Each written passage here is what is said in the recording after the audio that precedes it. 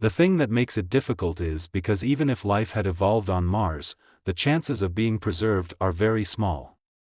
If we use Earth as a reference and our planet is teeming with life, yet it rarely preserves evidence of life of the fossil record.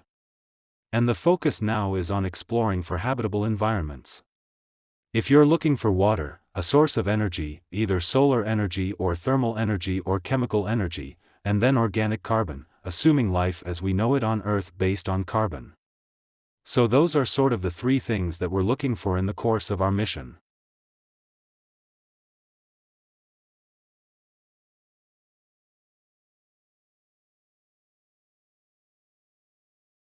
Also, malaria is something that is a very complex disease with this complex life cycle.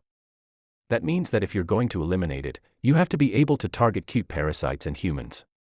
You have to be able to target parasites in the mosquitoes, that mosquito population. And so that requires a lot of resources. It requires really good planning and a health system across all these different levels. And so I think the political capital that you need for that, the educational infrastructure you need for that, the economic resources you need for that are quite a challenge.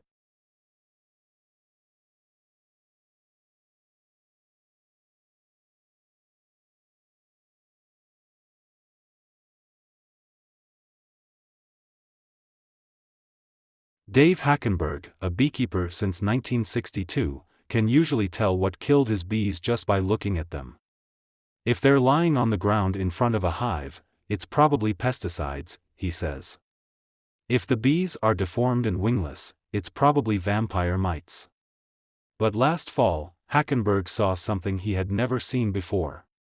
Thousands of his bee Colorado nests simply disappeared. He was in Florida at the time, pulling the lids off some of his commercial hives. To his horror, they were all empty.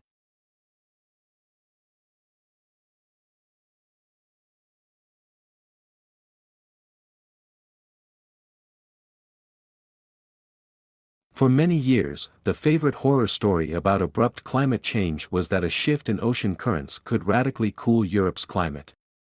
These currents, called the overturning circulation, bring warm water and warm temperatures north from the equator to Europe. Susan Lozier, an oceanographer at Duke University, says scientists have long worried that this ocean circulation could be disrupted.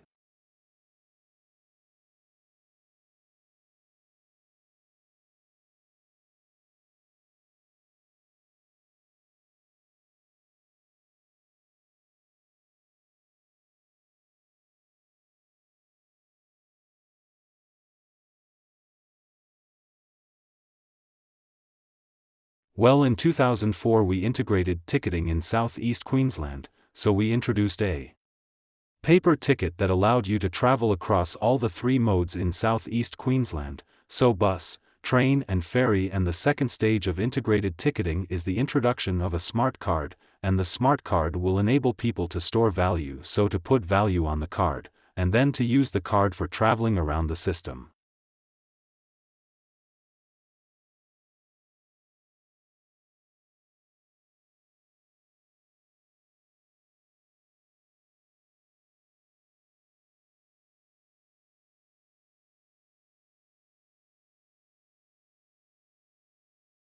Milk production, that is, lactation, is a major component of reproduction in mammals.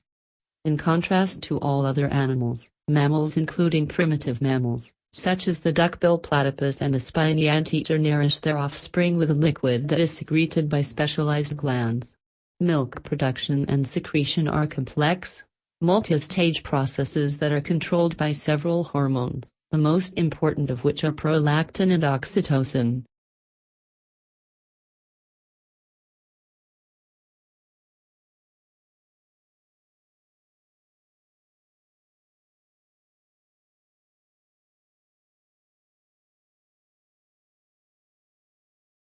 There are few studies on research training programs within the realm of Asian American health disparities.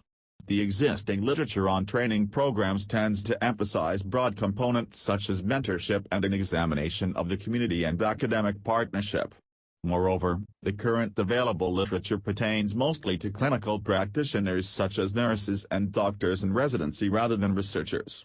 Few articles employed quantitative evaluation methods, because most of these evaluations were limited to a low number of participants.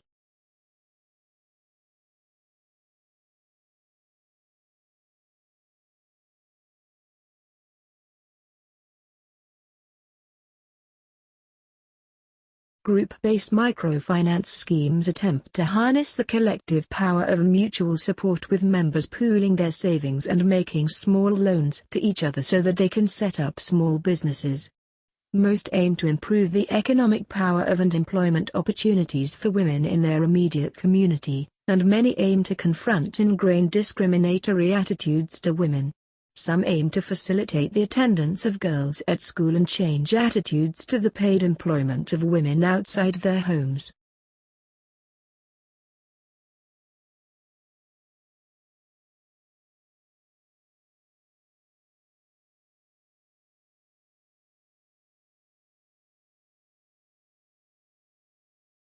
For all his fame and celebration, William Shakespeare remains a mysterious figure with regards to personal history.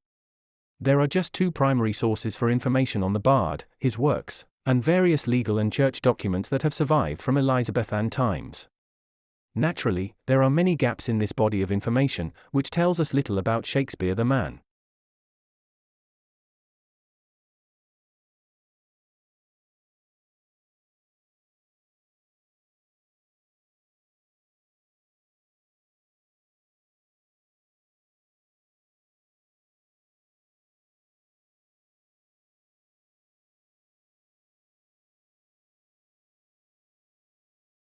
In animals, a movement is coordinated by a cluster of neurons in the spinal cord called the Central Contract Patterns Generator, CPG.